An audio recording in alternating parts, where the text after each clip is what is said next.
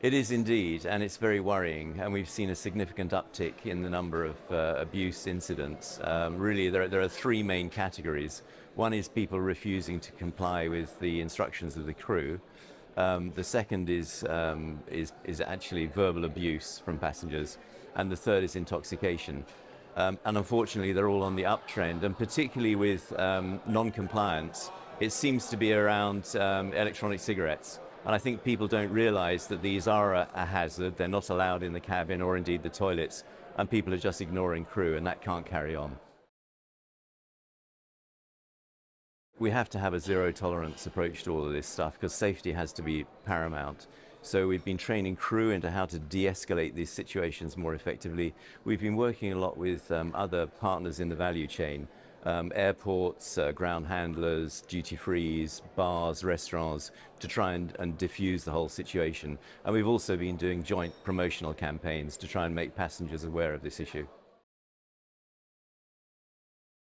We see it as sort of the unsung hero of aviation because it's enabled airlines, airports to expand way beyond what we ever thought was possible in the past, and in a way that's been commercially viable for everybody and sustainable as well. So we don't see the need for widespread reform. There are things that can be fixed and improved, but a whole-scale reform, absolutely not. If it ain't broke, don't fix it. That's what we're saying.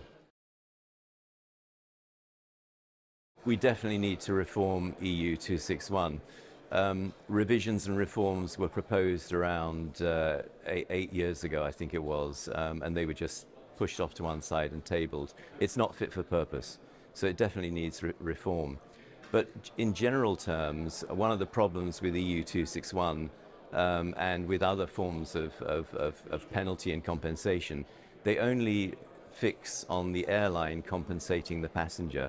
And when the airline fails, that's perfectly okay. You know, if we're not doing a good job, we should compensate people for that.